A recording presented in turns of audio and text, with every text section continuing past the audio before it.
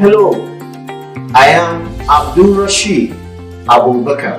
I'm traveling across all 55 countries on the continent of Africa to showcase a new way to see Africa. Join me on this exciting adventure to see what Africa has to offer the world.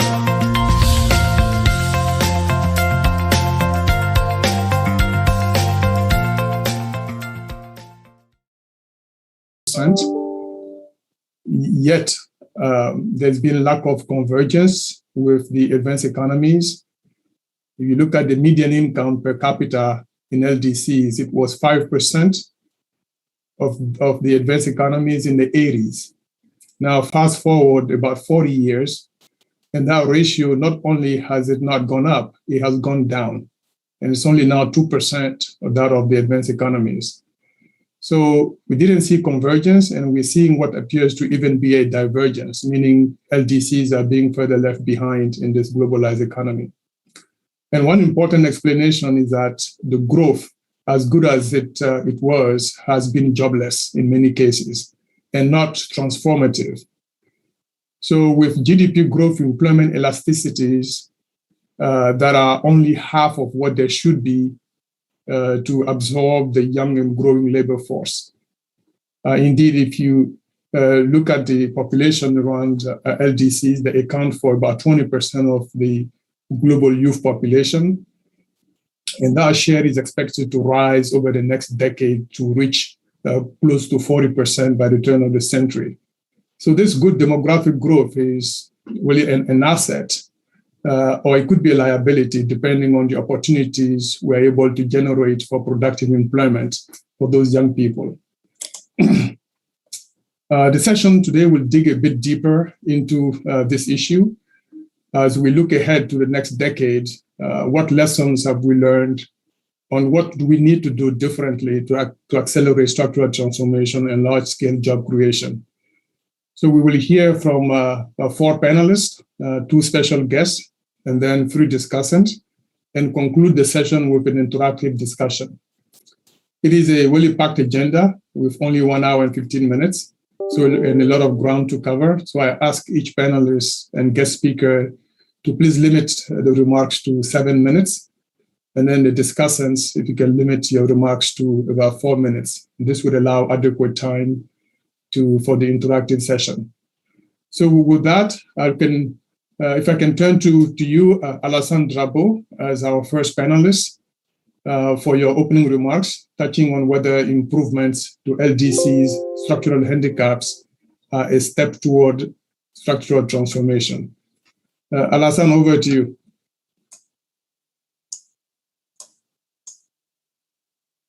Everyone, thank you very much, Mr. Koulibaly, for a good presentation.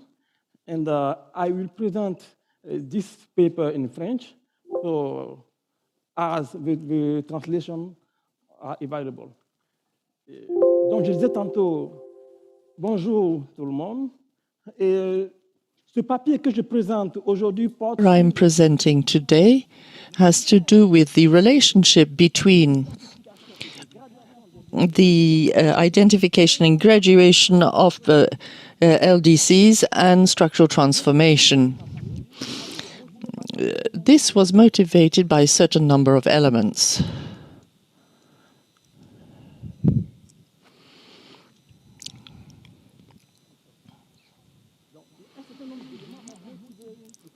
So there are a certain number of elements at play here. Since the creation of the category in 50 years ago, the criteria, and since 91, the graduation criteria have changed a lot.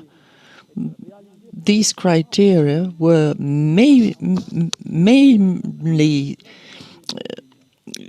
created mainly to take into account the capacities of the countries. And all the written reports from UNCTAD and others, and the action plan for LDCs show that structural change is a very important stage. So the question is, the criteria chosen to identify LDCs, are they criteria that will lead the countries to structural transformation? So this is the question in the paper.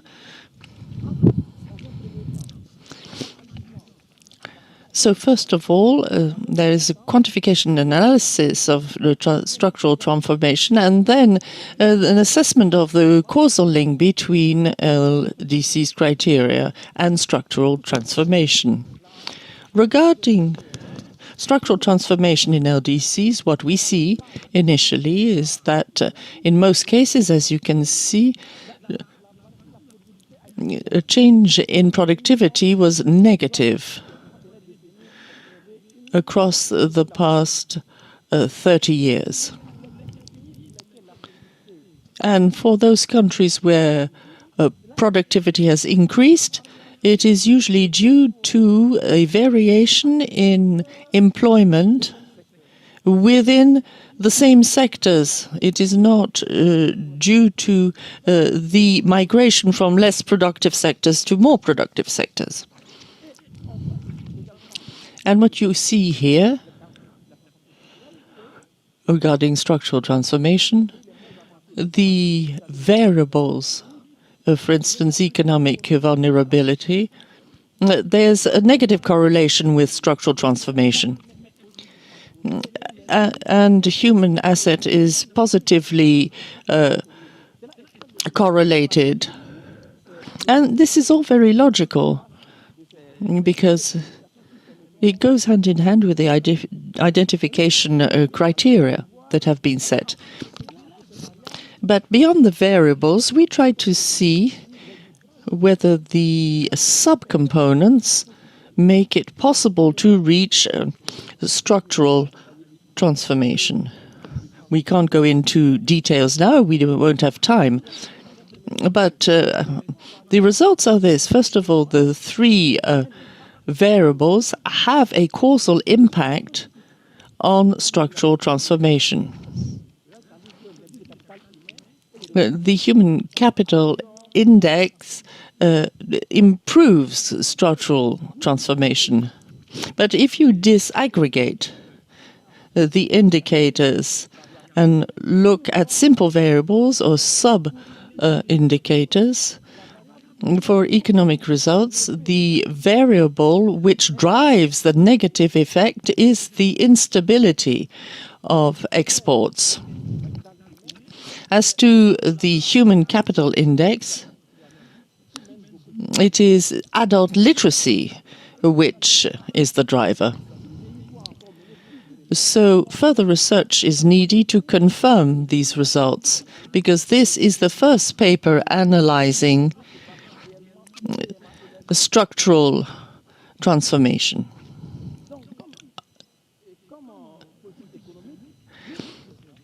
So in terms of economic policy, what we suggest is, in order to improve structural transformation, to look at causalities and to select variables which could help move towards the objective. In the study, we found that it's the instability of exports and adult literacy are important drivers. If that is confirmed, which is at least in part on these, based on these criteria, that one should go ahead and find those countries which have the necessary tools to graduate and those which don't. So regarding LDCs, the countries themselves, they mainly export primary commodities. So those countries should stress that primary system. They must foster their comparative advantage. and stabilize exports and il vous reste 1 minute. Merci.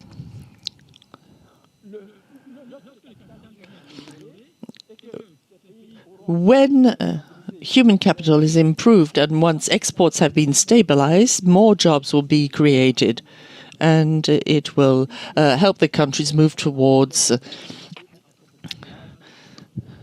structural transformation. Thank you very much. Merci beaucoup, Alassane. C'était très intéressant. Cet examen approfondi des critères, mais également des sous-critères dans la discussion sur la transformation structurelle, d'éventuelles améliorations dans la classification. This is Mr. Andre, who's the Economic Affairs Officer, who's going to touch a bit on the sustainability of the tourism as a key driver for structural transformation and productivity capacity in the Pacific LDCs. Andrew Jade, over to you. Thank you very much. Good afternoon, colleagues. Can I be heard? Okay, let me just share my presentation with you. Good afternoon, everybody. I'm happy to replace my colleague Yusuke, who has been the main author of the paper which we prepared for that conference. The paper, Tourism as a Driver of Sustainable Development in Pacific Least Developed Countries, covers 4 LDCs in the Pacific, namely Kiribati, Solomon Islands, Tuvalu, and Vanuatu. And while Vanuatu officially graduated from I can see this is automatically going back and forth. I'm not sure how to start again. I apologize for that and for my atrocious skills concerning Okay, I can go up and back. Sorry. So basically, Vanuatu, as we all know, graduated from the LDC category in December 2020. The paper still includes Vanuatu as one of the Pacific LDCs because of the similarity of development predicaments and economic structure. Structural transformation has been slow to moderate in these 4 countries due to the geographic isolation and the small size of the national undiversified economies. They face major development challenges. As manufacturing-led structural transformation is not a feasible option, they are unable to integrate into regional and global value chains and production networks. However, it does not mean that structural transformation therein is not possible. The figure on the slide illustrates that some Asia-Pacific small island peers, namely Samoa and Maldives, who graduated from the LDC category, are more structurally developed, as shown by the share in agriculture value added as share of total value added. The paper argues that one potential solution to advance structural transformation in Pacific LDCs lies in a unique pattern that targets niche products and high-end and environmentally sustainable tourism services. We claim that if pursuing in a sustainable manner, tourism development can raise significant revenue and enhance the sustainability of the development processes. These will in turn help build economic and environmental resilience and accelerate progress towards the achievement of SDGs. Next slide. Thank you very much. So why tourism? Given the special circumstances of the Pacific LDCs with few economic alternatives, tourism can be a conduit of sustainable development. Pacific LDCs have a comparative advantage in tourism, which has grown into a leading economic sector. Tourism is generally a good driver of economic growth because it can increase economic activity, create jobs, and attract investment. It can therefore be one of the enablers of achieving SDGs if pursued in a sustainable manner. While the impact of the COVID-19 pandemic has resulted in a significant contraction of tourism activities, the medium to long-term global context is still supportive of the development of tourism in Pacific LDCs. However, what are the challenges? For example, the tourism sector in these 4 LDCs has very weak linkages with the rest of the local economies, undermining its economic sustainability. The sector tends to have an enclave nature with large foreign ownership and the lack of local capacity to meet tourist demands for goods and services. This limits jobs creation and promotion of local culture and products, thereby threatening the long-term sustainability of tourism. High vulnerability to external shocks such as economic crisis and the COVID-19 outbreak have also negatively affected tourism activities. There are also increasing concern about environmental sustainability. Overexploitation by the tourism sector is a serious threat to the fragile ecosystems. In addition, climate change and extreme weather patterns have detrimental impacts on the tourism sector, as it heavily relies on coastal areas which are particularly threatened by sea level rise, cyclones, and typhoons. These challenges are, of course, compounded by high cost of transportation due to long distances and limited transport connectivity, which increase the cost of operating commercial flights and cruise ships and decreases market competitiveness. Inadequate domestic infrastructure limits the number of visitors. So what are the policy options about which we argue in our paper? First, Pacific LDCs can selectively promote certain types of tourism, and let me stress, certain types of tourism that could address the challenges related to the sustainability. One possibility is to promote more green and blue tourism and more community-based tourism activities. Promoting culture-based tourism is particularly an effective way to address concerns over sociocultural sustainability, while also being instrumental in generating production links to the local economies. Second, the Pacific LDCs could consider introducing green tax initiatives with the explicit objective of supporting environmental conservation as well as to sustainable livelihood of local populations. They could also consider greening the tax system by reallocating funds towards projects and activities to enhance environmental sustainability or to correct for externalities caused by tourism. Third, regional cooperation should be enhanced to promote a common Pacific brand and to raise the global profile and to improve connectivity. Thank you very much, colleagues. This is my last slide. Thank you, Andre. And this actually dovetails a bit with some of the findings from the research at Brookings and UNU wider that I shared earlier in the opening remarks that indeed sectors like tourism can indeed be drivers of economic growth and structural transformation in the same way that manufacturing can. So it's good to see that that's also panning out in the study that you've done, Andre. Our next speaker is Juicy Ojala, who's going to talk about SMEs. As we know, they are very important enterprises in terms of innovation, but also in terms of job creation. So she will discuss a bit the conducive environment where they can strive and a key ingredient for successful structural transformation. Can you share with us the role of regulation and technical capacity in fostering the SME ecosystem in the developing in LDCs? Thank you. Thank you very much, Chair. And let me start by acknowledging that it's a team effort. So the lead author, Mr. Hani Al-Mekhari, waving his hand there, is among us. And please do grab his attention or mine online or here in the conference when you want to discuss things more. So,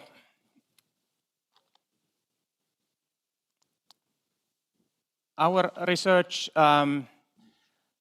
deals with the SMEs, and not just any SMEs in LDCs, but those who are growth-oriented, who really want to create decent jobs and grow and contribute to the economies also.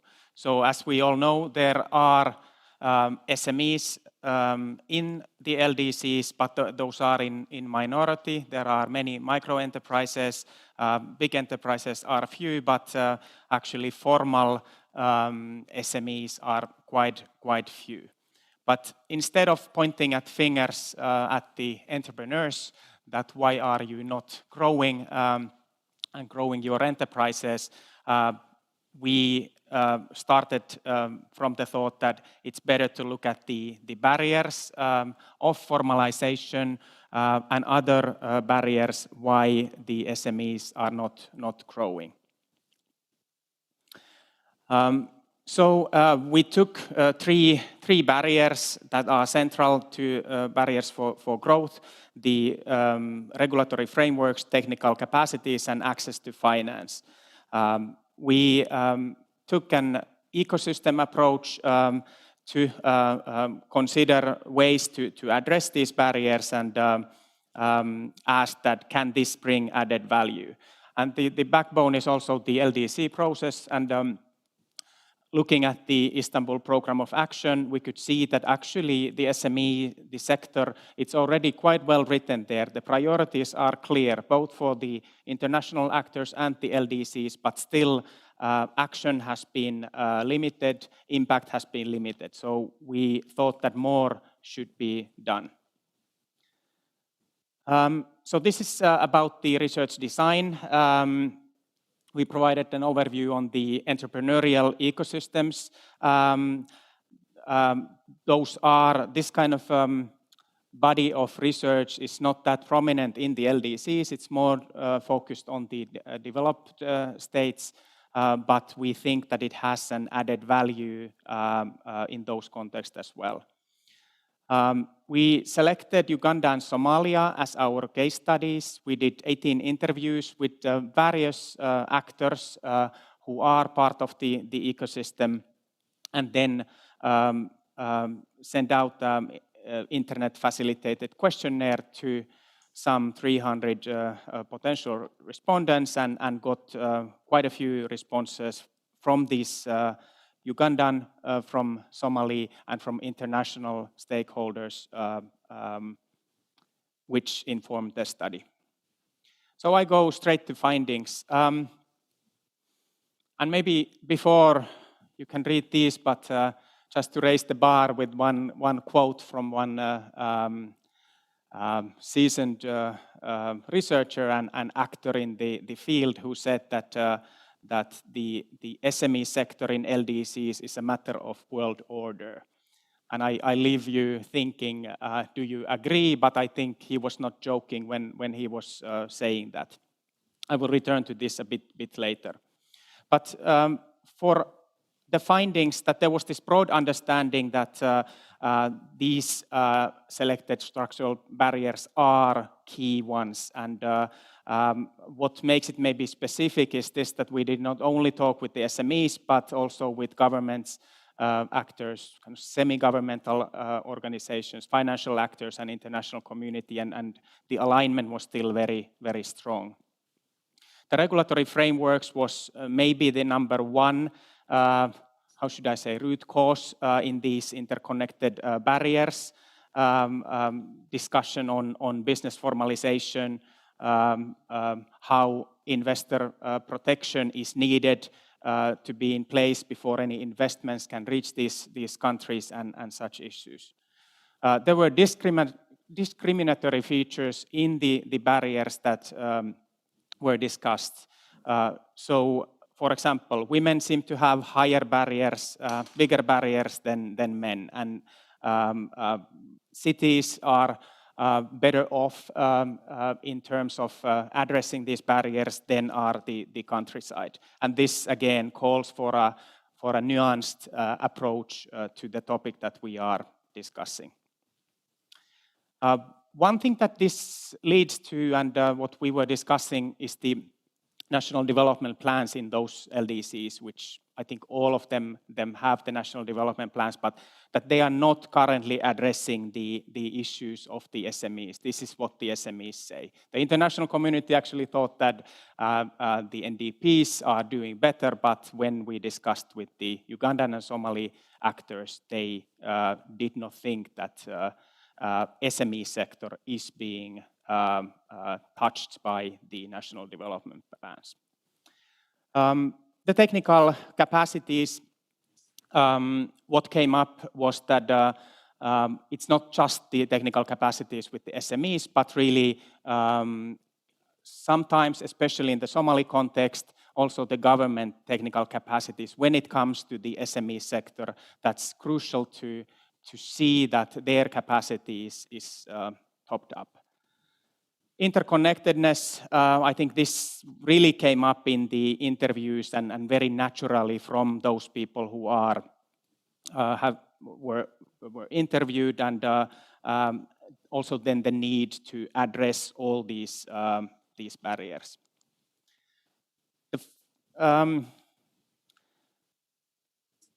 On the kind of being specific in addressing barriers, this is important, but then we also need to have a bird's eye, a holistic view. This came up. There were interesting remarks by, for example, a Somali government official who said that it can be the private sector that is leading the standards. It can draw the governments which are not perhaps capacitated, and sometimes we should maybe look at the private sector role and rethink of these traditional cooperation roles that there might be. This is, of course, very difficult. I will maybe lift the last point there, which was, I think, great by the Ferdi representative earlier today about the legality of the LDC category and the potential that it has then to really put the LDCs in the limelight and put targeted measures to support the LDCs. And here also the SME sector is key. 2 slides on recommendations, and then I'm done. And here comes the four categories. We recommend that addressing these 3 structural barriers to SME sector development and the ecosystem development is needed. Incentivizing the formalization by the LDC governments, this is crucial, and the LDC governments will need support in this. But then that it's also a matter of capacitating the public agencies that interact with the SMEs. I skip now the parts on the financial part. Hopefully you had the chance to read them, and we can come back in the discussions on this. The technological, the connectivity issues, that came up quite clearly, and what we are recommending is that even if issues like electricity is a struggle, this should not prevent thinking of measures in expanding the connectivity of the LDCs, which will feed into the productive capacities in those contexts. And then the final slide on, we recommend that there should be a specific ISM, international support mechanism, to target the SME sector. It's not enough to double dip with ODA to think that, okay, tick the box that SMEs get something or the sector, but there could be a specific ISM that is targeted to the SME sector. And there's a wealth of capacities with UNCTAD, ITC, UNCDF. There are many players who are active here. Results-based models monitoring are especially crucial in developing the NDPs, but also the Doha Program of Action. Data is a crucial part, and maybe I just focus on the last point there, that UNCTAD is doing excellent job already, but they could be still more specific on the data when it comes to the SMEs in the LDCs. So what we are suggesting that they should consider establishing a resourcing and SME-specific data series in LDCs. Thank you. Yeah, thank you, Jussi. That was really sort of interesting finding and analysis. I couldn't help but to notice, like the 2 countries the study was studying were all fragile countries, but I think some of the recommendation coming out strikes me as the lessons there that could be generalized to other even non-fragile countries. So let's round up the panelist conversation with the fourth speaker, who is Shahida Pervin. The development of manufacturing has been really key strategy to achieve economic transformation. And I think doing so required that one addresses some of the structural barriers or impediments. And among them, there's issues related to the effect of safety law enforcement on the strategy to develop manufacturing. And she is going to discuss the case of Bangladesh. So over to you, Shahida. Thank you very much. So I share my slide.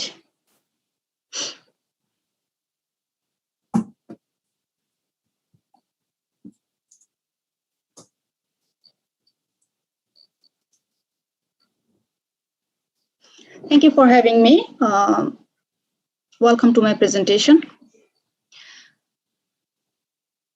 So my study is on effect of safety law enforcement on the manufacturing industry of a developing country. The evidence is from Bangladesh, as the moderator mentioned. So industrial workplace safety and workers' right remains vulnerable in many developing countries. While these countries need to address the unemployment and poverty, they also need to ensure safety and security of the worker. In Bangladesh, the apparel sector, that is mainly export-oriented, faced severe safety monitoring after Rana Plaza building collapse in April 2013 that killed more than 1,100 people and left injured more than 2,500 workers. Since then, various actions has been taken by international buyer groups, government, International Labour Organization, and others. So international agreement among global brands, retailer, and trade unions, Accord and Alliance completed their 5-year monitoring period in December 2018. Still they are continuing, but that was first phase. So I empirically assess what happens to the employment in Bangladesh after that safety law enforcement for 5-year period.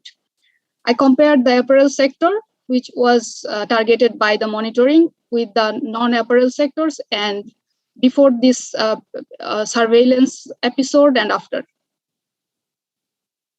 So I will use data from census, population census and business census, 3 years before the Rana Plaza occurrence and after 1 year of the Rana Plaza occurrence. Briefly, the result shows that after the safety monitoring, the employment in the apparel sector declined, which was the opposite before the Rana Plaza occurrence. The study actually quantified the potential trade-off between worker safety and employment opportunities and elicit the need for policy measures to improve safety and well-being without harming the opportunities. So a bit of background of the ready-made garments industry and economy of Bangladesh. Ready-made garments industry is the major industrial sector in predominantly informal sector-driven economy of Bangladesh. And therefore, it has been enjoying non-competitive privileges to trigger its performance. And it literally employs millions of workers. Share of female employment in RMG sector is enormous, which is being reported to be declining in recent periods. In Bangladesh, female education and labor force participation used to be low, and girl-child marriage is still one of the highest in the world. So our ready-made garments industry grabbed the opportunity of low-wage workers and provision of least work-life condition by employing the women, which also contributed to the women empowerment to some extent. However, overall situation has not promoted quality of workers' lives, workplace safety, and diversification of the industry. Keeping aside the wage and benefits, the workplace condition was in grave danger without having safety, security, and quality assurance. Fire and small accidents were normalized incidents of the industry. Just before Rana Plaza occurrence, 112 workers had been killed while being trapped inside the burning Tazrin factory. The consequences of worse condition of workers' lives, frequent accident invited the international buyers' actions. At present, Bangladesh is said to have the safest garments industry among developing countries. So I want to understand what happens to the employment. So as I said, my data is business census and population census from Bangladesh. These are detail of the data. I'm not going detail into that because time is short. So I just show the timeline of the overall situation. Rana Plaza happened in 2013, and Accord and Alliance, International Buyer and other organization joint effort was functioned until 2018, and still they are continuing, but in different form. So my data cover from 2013 to 2019 for the surveillance period, and I cover pre-period to understand what was the situation before the Rana Plaza. So it is from 2001 to 2011.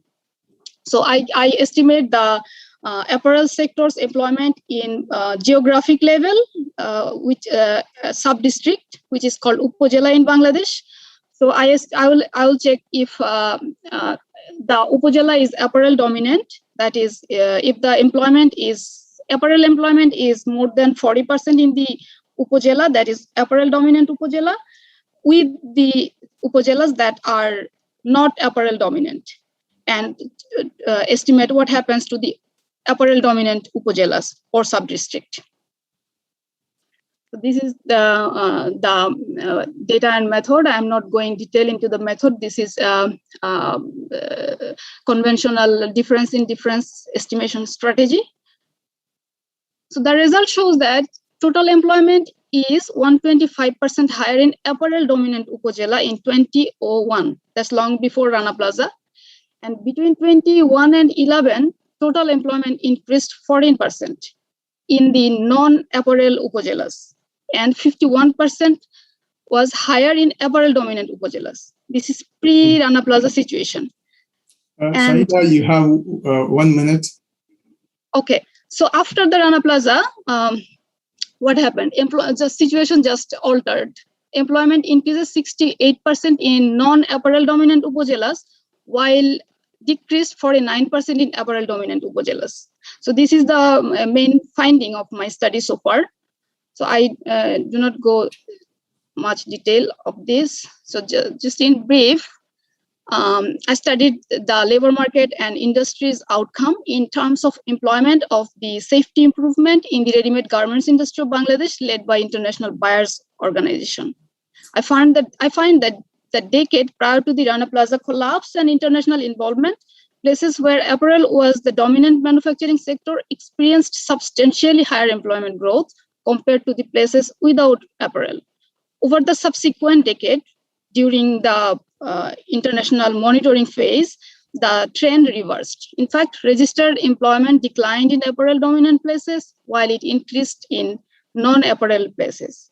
So the finding of the study draws on the recommendation to take required measures to offset the negative consequences when regulations for well-being are enforced. That message I want to wanted to bring in. So time is end. So I just stop here. Thank you for your attention.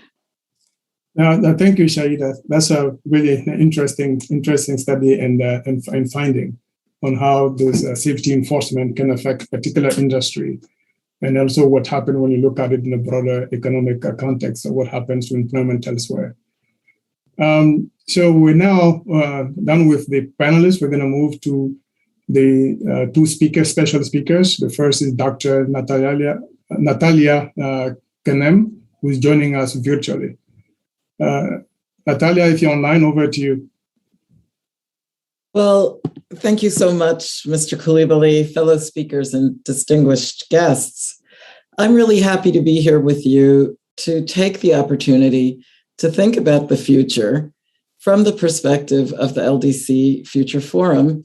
And I'm bringing the perspective of the United Nations Population Fund, UNFPA, to this important discussion. And here's my message.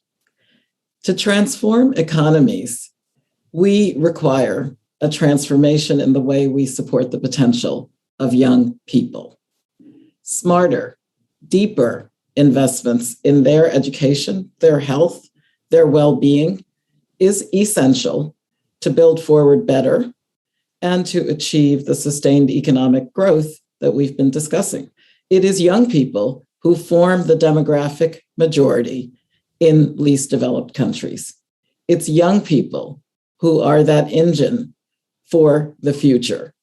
And today I want to stress that this is particularly true for girls. I was pleased to hear that the gender dynamic is being considered in our discussions previously.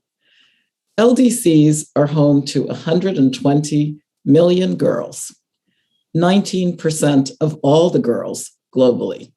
So investing in her potential can help put the LDCs on a path to prosperity. Education, particularly for girls, can break the cycle of poverty, reduce girls' vulnerability to harmful practices that curtail their potential, including potential genital mutilation and child marriage. Now, education of girls is also particularly linked to higher productivity and higher earnings and overall economic growth. And that's why I'm very sorry to tell you that today, more than half of adolescent girls of secondary school age are in LDCs, not attending school, right? Compared to a quarter globally. So double the lack of schooling at the secondary age level for girls in LDCs. When a 10-year-old girl, for example, is able to stay in school, she's better able to challenge gender norms. She can choose when and if she wishes to start her family, and she can achieve economic independence. She's on a path to health. She's on a path to well-being throughout the rest of her life. And that's going to extend not just to her family, but her community and also her country. So as the United Nations Sexual and Reproductive Health Agency, UNFPA is working to empower women and girls to claim those rights so that they can contribute meaningfully to their societies. Our programs are guided by the 1994 International Conference on Population and Development. And that program of action made empowerment and autonomy of women and girls the cornerstone of global action, as it remains today, if we want to see sustainable economic and social progress. One example from the Sahel region of Africa, where UNFPA is partnering with the World Bank. Together, we're helping countries reap a demographic dividend. This is a dividend through interventions that are aimed at keeping adolescent girls in school and delaying marriage and childbearing, knowing that for every $4 that we invest in a girl's physical, mental, sexual, and reproductive health, we'll give back at least 10 times more in benefits to society. So when girls can make the most fundamental choices about their bodies and their lives, they not only gain in terms of personal autonomy, we also gain in terms of health, education, income, safety, budgets, and on and on. On the other hand, when we fail to uphold bodily autonomy, this results in profound losses for women and girls. It also imposes huge costs on societies. There's a loss of human capital and capacity, and that depresses economic productivity and undercuts valuable skills and undermines social stability and resilience. So to close, let me say that LDCs require predictable support as they chart a path that reflects their development priorities. Through timely investments in health, family planning, and education, these are investments that empower women and girls and young people, and these are investments that build human capital. Therefore, LDCs can achieve sustained growth and the better future that we're discussing that's envisioned in the 2030 Sustainable Development Goals agenda. As part of the LDC 5 process, UNFPA is collaborating with the Office of the High Representative for the Least Developed Countries, Landlocked Developing Countries, and Small Island Developing States to produce a report. This report will highlight the potential policy interventions that LDCs can pursue in the education, employment, and empowerment of young people. And we look forward to sharing those findings with you. And we look forward to a sustainable and inclusive recovery post-COVID as we all strive to reach those collective goals in the 2030 agenda. So thank you for thinking about young people, and especially that young girl who will benefit from her education and contribute to her economy and make this world a better place. Thank you. Thank you, Dr. Natalia. Very well said. Can't emphasize enough the importance of investing in the young people, and importantly, being mindful that gender is not just an issue of fairness, but it is just good economics. It is smart economics. Thank you. Thank you, too. Our second special guest, Federico Monaga. Federico, are you on the line? He's Deputy Director of the OECD. Hi, thank you. I'm here. It's a pleasure to be able to address you, and let me thank you, High Representative, for the kind invitation on the team.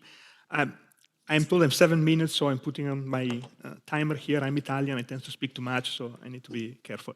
So thank you very much for the opportunity, and what I would like to share with you is basically a proposal about the how. And we have heard a lot about the diagnosis, what is going wrong, what is going well, what should change. Excellent insights from the colleagues here and also from this morning. I think that we all share the same assessment that despite progress over the last 10 years, the ambitions of the Istanbul Programme of Actions have not been met, or not to the extent that we would have hoped. And I'm speaking here on behalf of the OECD Development Center, but I'm also bringing the voice of a consortium of think tanks from the north and the south that are members of the LDC4 monitor that we launched on the occasion of the Istanbul LDC4 conference. And I have here my friend Patrick, of course, the friends from New York, and Deb Bhattacharya from Bangladesh, that I hope is listening to us, and many others. And this process of the LDC monitor allows us to look at the whole agenda, the whole IPOA. And in Antalya, we were able to do a midterm stock-taking exercise, and unfortunately, not much has changed since then. So what I'm trying to say here is that I think the diagnosis is clear. Political documents are important. They need to cover everything. They are always very comprehensive, which is good. But there is also a need of prioritization. And so our suggestion today will be that there is one important area where we believe that the Doha Programme of Action could make a huge difference, and this is productive transformation. If you look at the objectives and the goals that many speakers have highlighted here, jobs, number one for many. Think about African countries, 29 million young people entering the labor force every year. You need to create more jobs. Environment, many countries confronted with the paradox of not being emitters or large emitters of greenhouse gas emissions, facing energy poverty and still facing the consequences of climate change and pollution. We have staggering data about the cost of premature deaths in Africa due to air pollution, despite the fact that there is not much industry polluting. So confronted with this paradox, how do you go about it? Well, we think that production transformation can be part of this answer because it allows to address several objectives at the same time. If you think about how to transform your economy, in this context, you need to think about it in terms of what are the jobs that are going to create? What are the skills that I need to bring to the table? How can I make production technologically intense or carbon neutral or reducing emissions?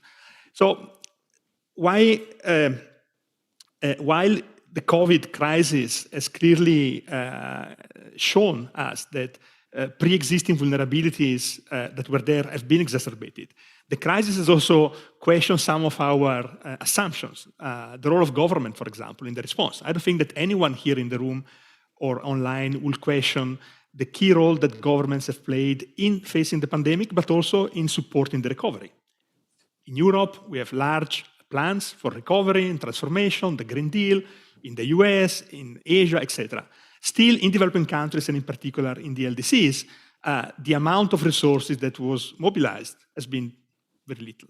And if you even look at one of the major achievements of this year, that has been the decision to allocate 650 billion of SDR, IMF special drawing rights, only 2.4% of those rights are going to the LDCs because they represent a small, relatively small, quote unquote, of course, constituency in the IMF.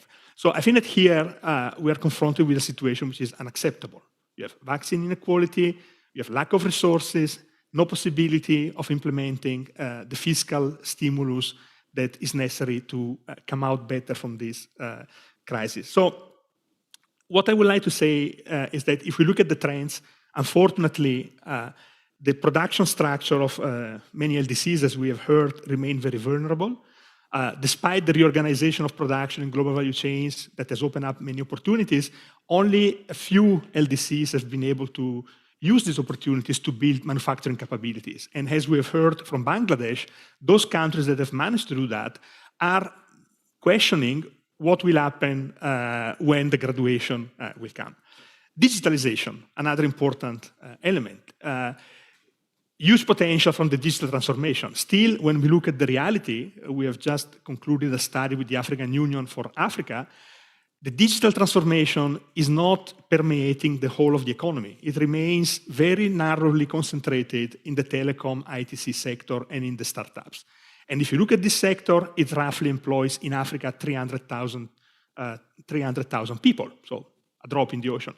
Many of the strategies about digital transformation are not going beyond the digital proper sector. They're not going beyond cities, despite the fact that 75% of people in Africa until 2040 will continue to live in intermediary cities or in rural areas. The connectivity gap is still major. So there is here an issue of how do we put on the table these priorities in national strategy. I'm almost done. Just to say that what we will hope to happen in Doha is that governments and the international community will be able to rethink the way we look at development and international partnerships.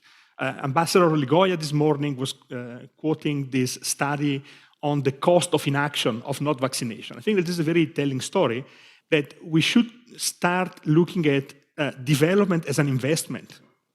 I mean, not as charity or a moral obligation. Investing in production transformation is investing in the public good. 94% of medical supplies in Africa are matched by imports. It means that African countries have been relying on import for masks, protective equipments, medical supplies. When the supply chains stopped, they were left with nothing. So this is a new feature that the COVID crisis has brought to light, that production structures may compound other crises and reduce the ability of governments to respond to other crises. Who would think that confronted with a pandemic, logistics and supply chain will be one of the most important things? You will think about hospital beds, of course, vaccines. I'm done. And in the end, production was crucial. So where can we go from here? We think that in Doha, it will make sense to have a deep reflection and rethink the international system in terms of three issues. One, in terms of adaptation of the system to take better into account the heterogeneity and the different conditions of the LDCs. It's an important category, share many concerns, but still, within the category of the LDCs, there is significant diversity. Second, we need to reconfigure the international cooperation system.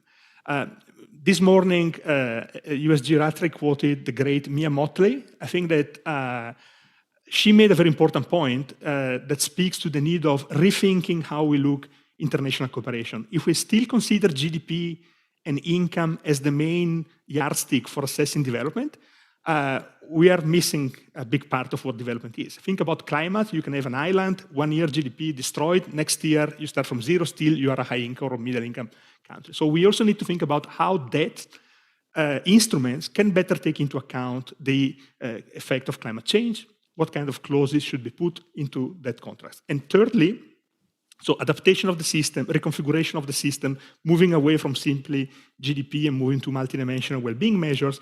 And thirdly, I think flexibility and innovation. I think that it will be great if in Doha, a group of countries, of LDCs could say, we want to take the lead and learn from each other and learn from other countries that are LDCs or not LDCs, Vietnam, other countries that have managed to develop fast, and maybe create a group that is based on peer learning about how do we do production transformation strategy? How do you make it happen? Federico, you're running out of time. I'm done. I'm out of time. So this is not written in a manual. This is embedded in people. We need to bring these people around the table and exchange. Thank you very much, and sorry for going a bit over. Thank you.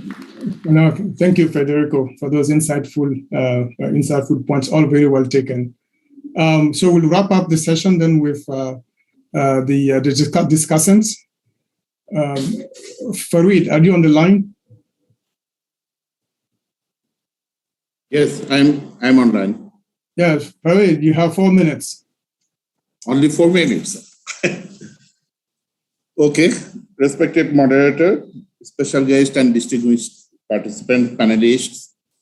Good evening from Bangladesh. I feel privileged joining here today in this very important event. At first, let me thank our learned panelists for their enlightening and insightful presentation on different aspects of today's topic. This will help the LDCs, particularly graduating LDCs like Bangladesh, to find innovative solutions for the challenges that they are going to face in the coming days.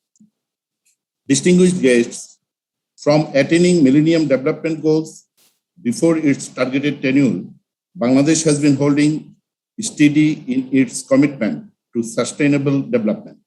Under the visionary leadership of Honorable Prime Minister Sheikh Hasina, Bangladesh has made remarkable progress in transforming the economy from an agrarian economy towards a modern, urban-based manufacturing and service-based economy.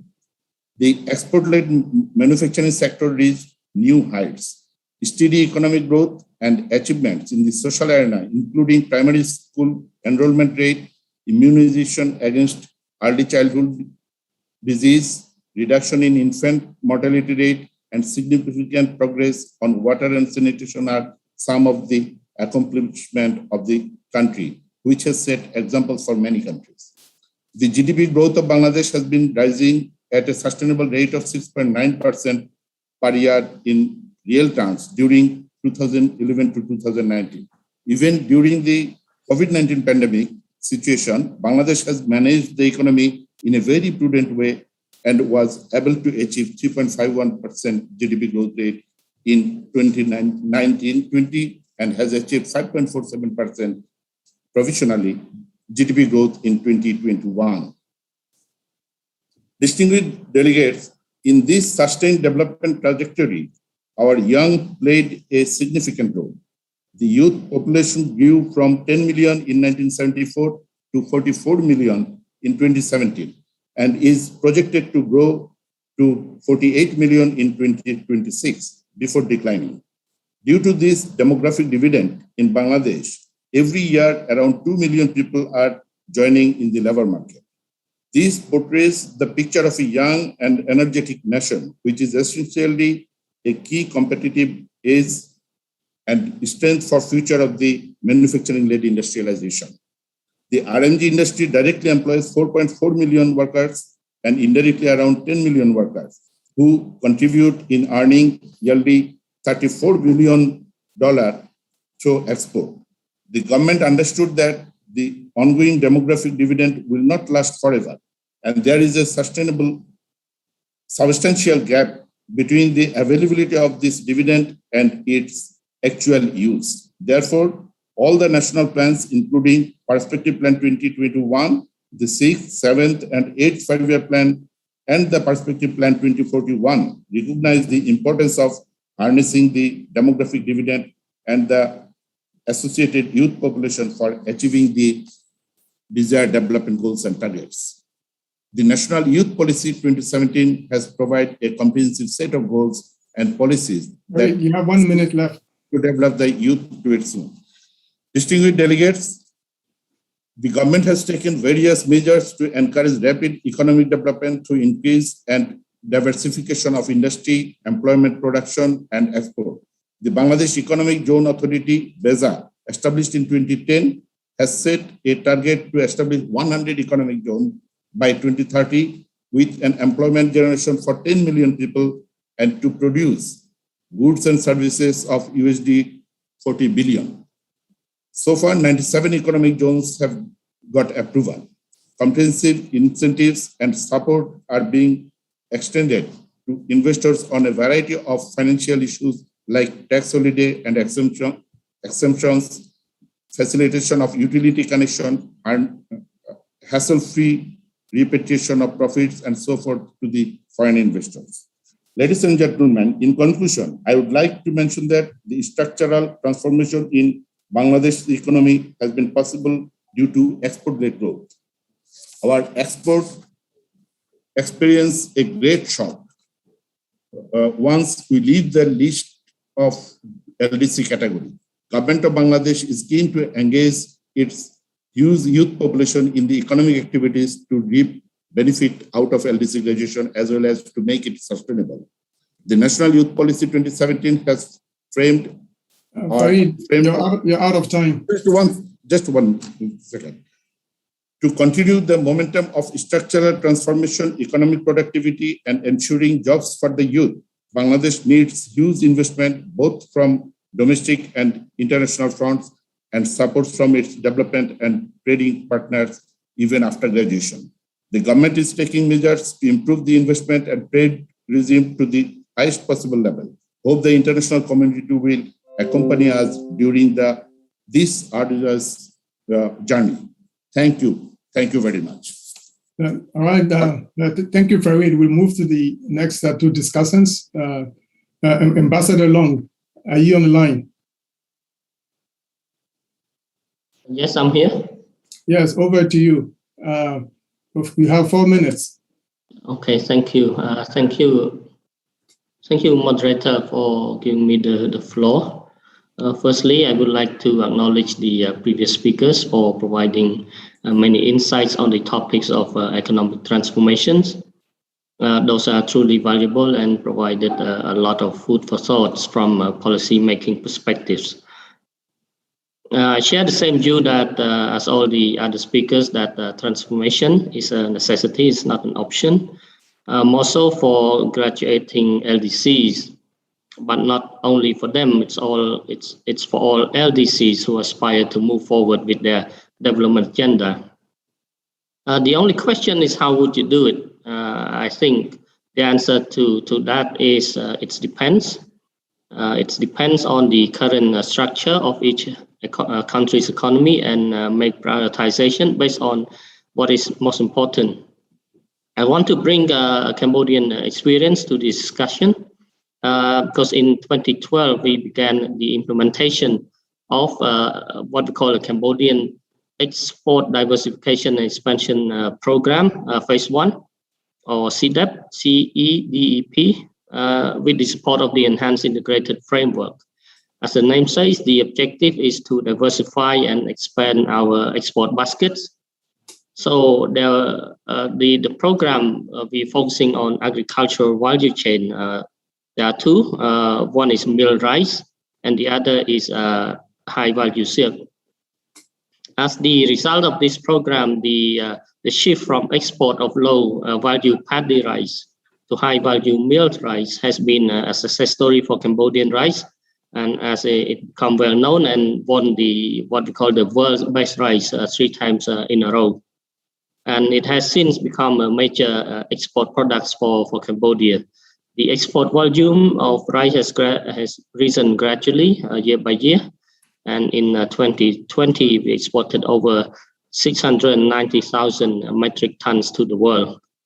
The silk value chain is rather less successful, but that was expected. Silk is considered a niche product and with low production level, although there were almost 100% increase in export of Cambodian silk during the implementation period.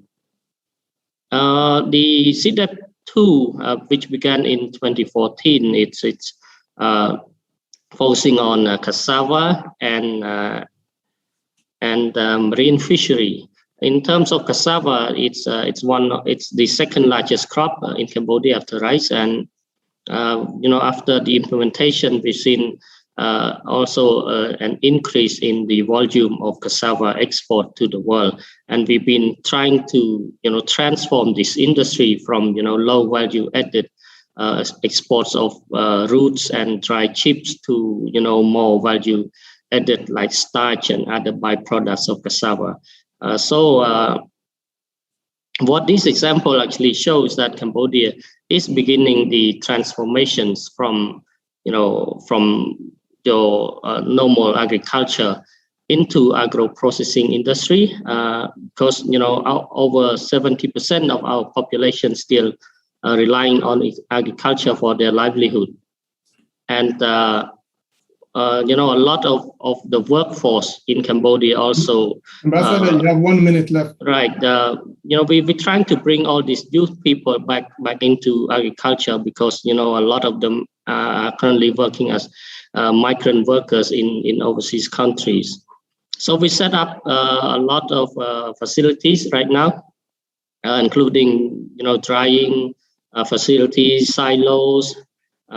We also set up financial institutions such as Agriculture and Rural Development Bank, SME Bank, and to provide financial services to those the agriculture sector and also to the MSMEs.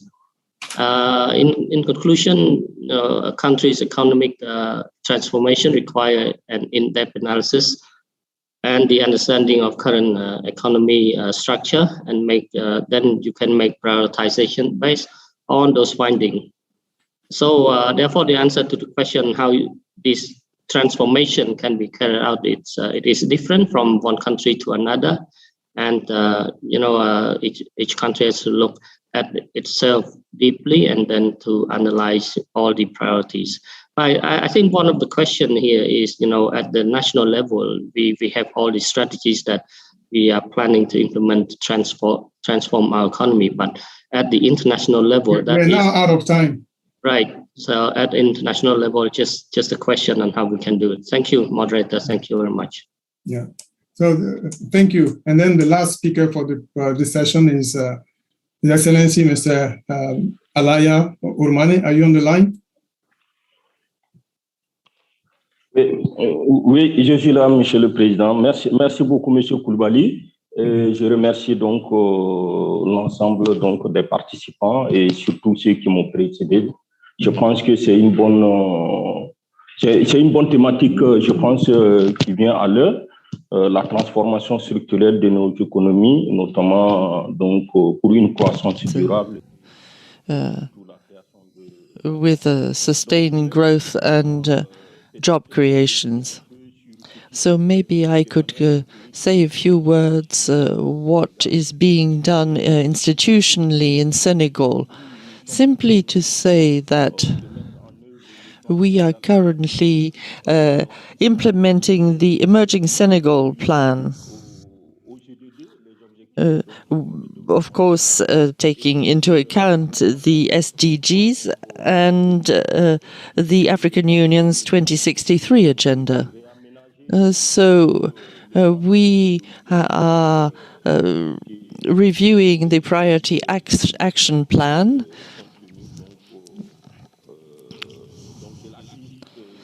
In the light of the COVID crisis. So we have the 2020, 2021, 2023 priority action plan.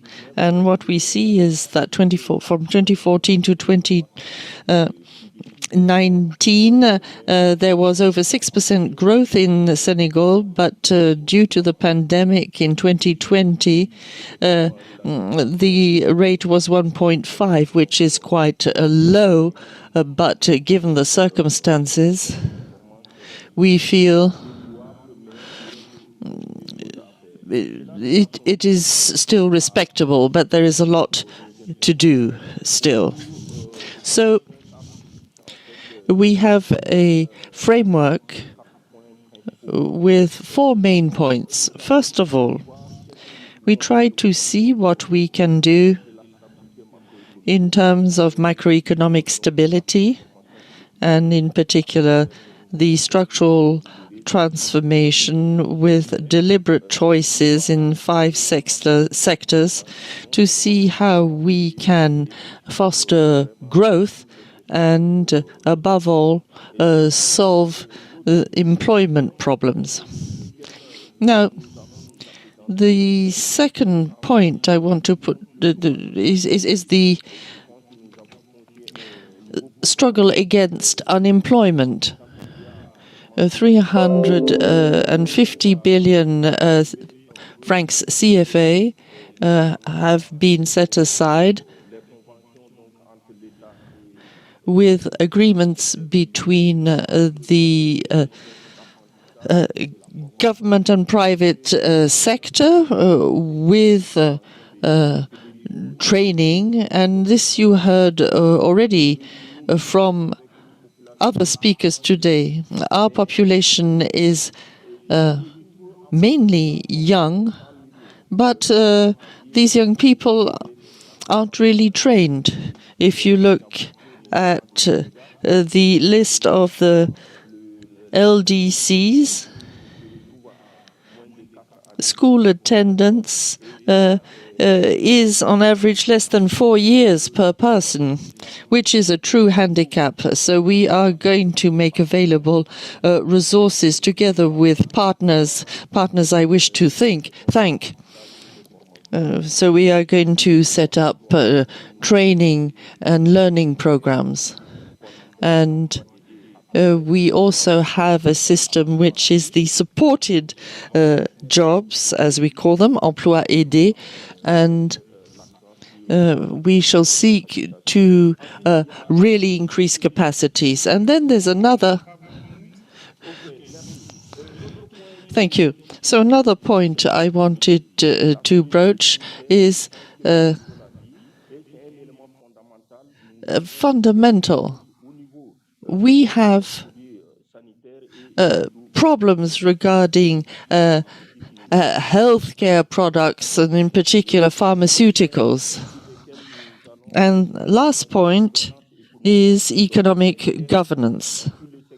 The reforms for the private sector, and also reforms in order to attract investments through the PPP law, which should allow us to be looking at a private sector which will become the model within our system. I really wanted to raise one paramount question. Exogenous constraints, mainly due to world governance.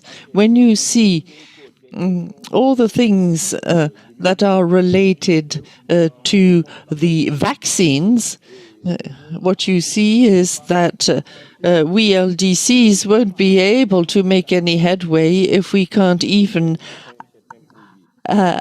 access certain things. So that is what I wanted to say, and I thank you very much for having invited me to join the panel. Is very well taken. As I also noted earlier in my remarks, that the current vaccination rates, the differences between LDCs and other advanced economies is mind-boggling, and we would need a bit more in terms of global cooperation and vaccine solidarity if everybody's going to get out of this health crisis, including even the ones who are currently vaccinated may not be fully safe unless everybody else is safe.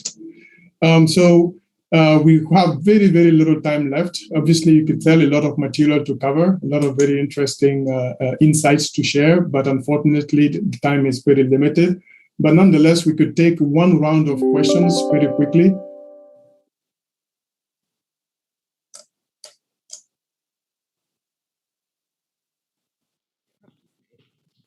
Thanks very much. Really interesting panel, and I really appreciate all the presenters, what was said just now. Particularly like to pick up on what Federico said about the need to prioritize and the importance of productive transformation. I mean, I think this really hits the nail on the head. And for me, you know, one of the main drawbacks of the Istanbul Programme of Action was that, yeah, productive capacity is mentioned many times, but no, it isn't part of a coherent strategy with subsidiary measures which are accountable, capable of being followed up on, proactive and actionable and achievable throughout the 10-year period. So, you know, this is something that the Committee for Development Policy at the UN has also said.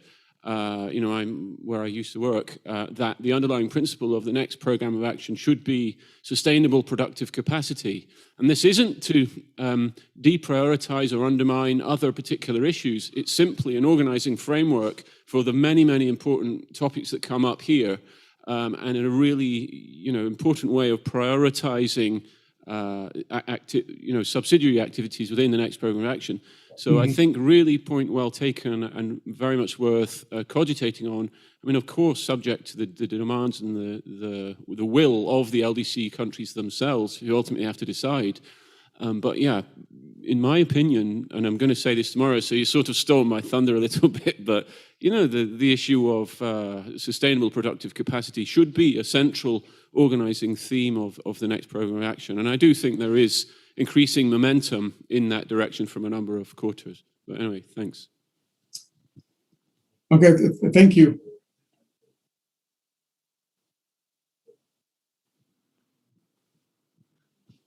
I don't think he hits me.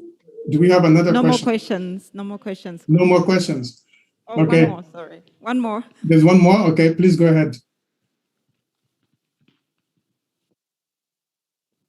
Sorry, very quickly on productivity and stability.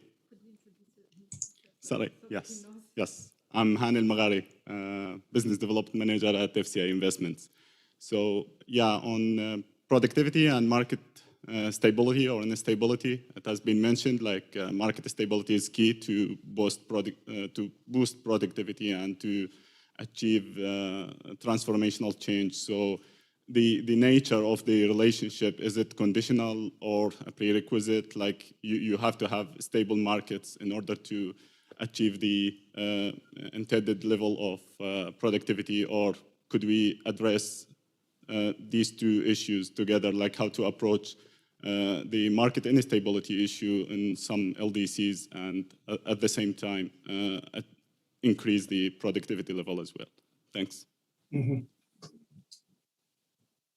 Okay, I think we're a little bit over time. It would have been great to be able to have more reaction from the audience and take a few more questions. But this is an ongoing conversation, and I think beyond just this session, for those who are present in the hall, I think the conversation can continue, and some of the material will be posted too. So even subsequently, we can continue to reflect on those.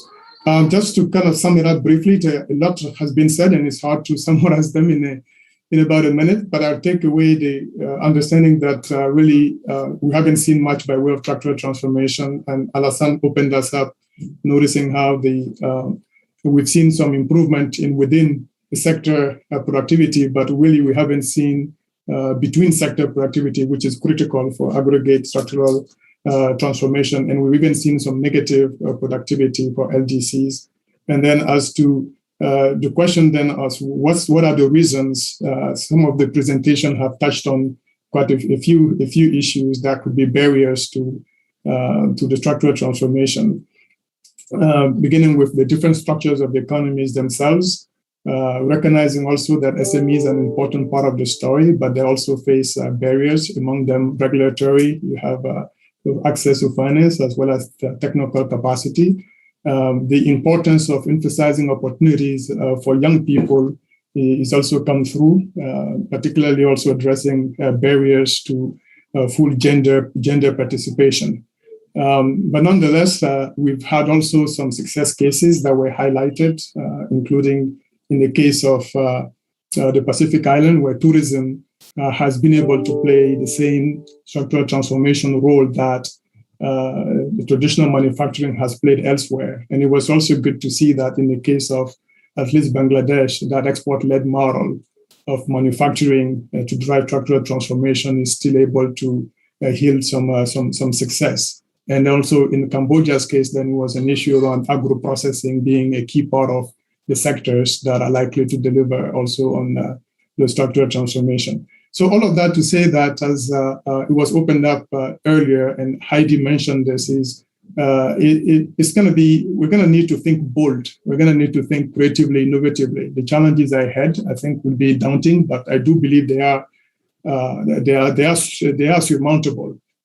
And what I take away from this, it actually dovetails too with the work I've shared earlier that we've done on industry without smokestacks, because there the new sectors we've identified have included tourism, which was discussed earlier, agro-processing also, which was discussed earlier, and then some ICT-based services, as well as horticulture.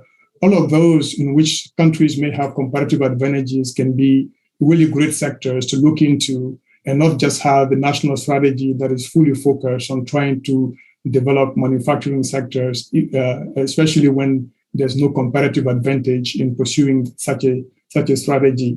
So in a nutshell, it would require a multifaceted approach in terms of thinking about how these countries can overcome the challenges and achieve their full structural transformation. And obviously, as was also mentioned, we need a conducive and supportive external environment, particularly also from the external partners, to make it easier for those countries to implement their development strategies. So with that, let me thank really all the speakers, all the panelists, and also the organizers of the conference for a really interesting conversation. And I look forward to what comes out of the Doha conference in January.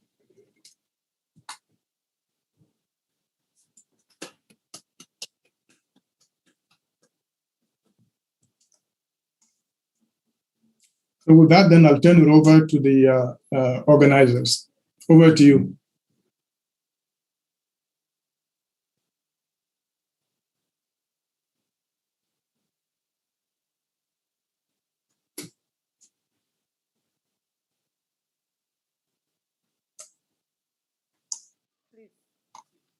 I think I'm done, actually. I think they heard me.